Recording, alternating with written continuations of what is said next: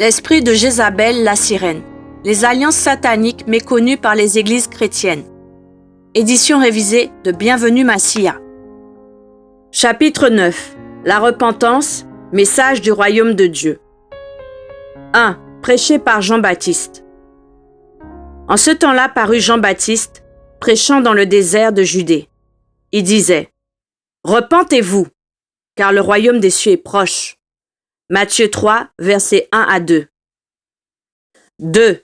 Prêché par Jésus-Christ.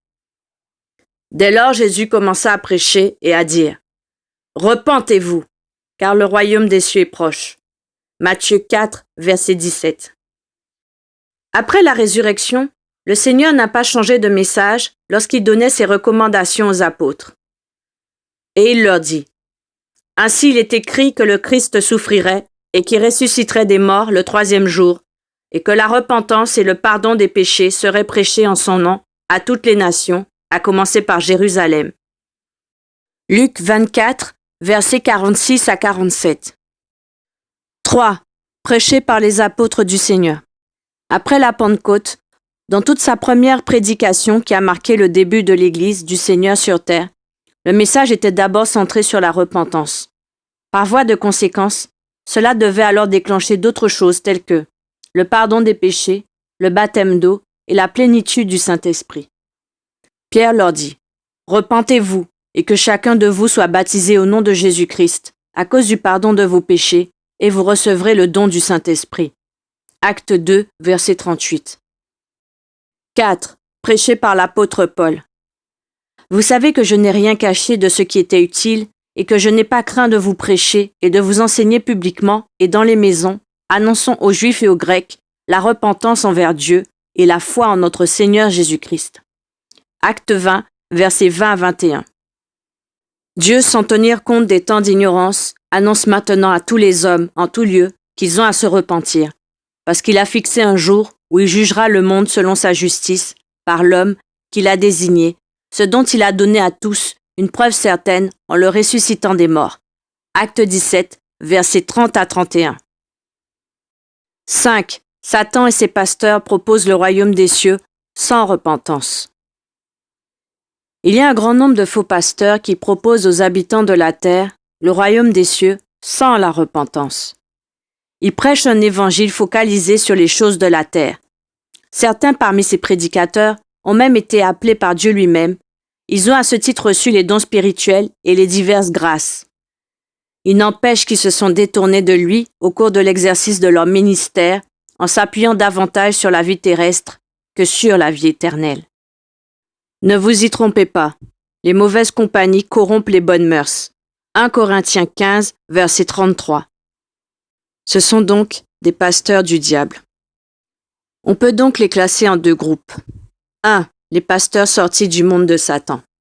Dans la magie, le fétichisme ou la sorcellerie, qui ont étudié la théologie ou dans les écoles bibliques, ceux-ci sont dotés de démons pour faire des miracles, des guérisons sataniques et pour recevoir des prophéties venant des esprits des eaux. Cette catégorie de faux pasteurs remplissent les milieux chrétiens.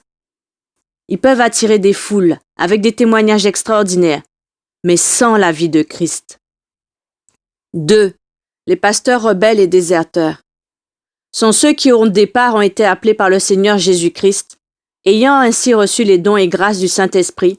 Ils se sont pourtant détournés du Seigneur aux fins de servir l'ennemi au cours de l'exercice de leur ministère. Parmi ces pasteurs rebelles et déserteurs, certains sont conscients des pactes qu'ils ont faits avec le monde des ténèbres, se prosternant devant le diable pour les richesses, le sexe et la gloire de ce monde. D'autres, par contre, ont pactisé d'une manière inconsciente avec l'ennemi, souvent victime des mauvaises connexions d'avec des organismes occultes qui aident financièrement les églises. En réalité, ces institutions sont des envoyés du diable en vêtements de brebis, prêchant des doctrines contraires à celles de Christ. Ces prédicateurs ont recours à des cérémonies contrôlées par le diable, telles que l'imposition des mains qui est une initiation à l'occultisme, la sainte scène satanique, le baptême d'eau qui vous livre à la sirène des eaux, la consécration au ministère par des pratiques et accessoires diaboliques, etc. Ceux-là aussi sont contrôlés par les esprits impurs. Les dons spirituels fonctionneront toujours, mais malheureusement sous l'influence du monde des ténèbres. Leurs caractéristiques communes sont qu'ils ne vivent plus la vie de Christ. Ils ne prêchent plus la repentance profonde ni la sanctification totale, telle qu'elle est décrite dans la parole de Dieu. Que le Dieu de paix vous sanctifie lui-même tout entier et que tout votre être, l'esprit, l'âme et le corps soient conservés irréprochables lors de l'avènement de notre Seigneur Jésus-Christ. 1 Thessaloniciens 5, verset 23. Examinons la parabole du riche et du pauvre Lazare. Après la mort de ces deux personnages, cités par le Seigneur dans ce message, le riche s'est retrouvé dans le séjour des morts, en proie au tourment, en train de brûler. Lazare, par contre, s'est retrouvé dans le sein d'Abraham, dans le paradis, en train de vivre les délices de la maison du Seigneur.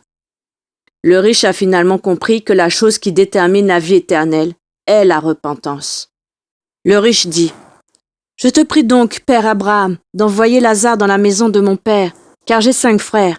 C'est pour qu'ils attestent ces choses, afin qu'ils ne viennent pas aussi dans ce lieu de tourment. » Abraham répondit : « Ils ont Moïse et les prophètes, qu'ils les écoutent. » Et il, le riche, dit : « Non, Père Abraham, mais si quelqu'un des morts va vers eux, ils se repentiront. » Luc 16, versets 27 à 30. Le riche a finalement compris que le salut et la vie éternelle sont déterminés par la repentance. Malheureusement, il était trop tard pour lui de bénéficier de cette grâce.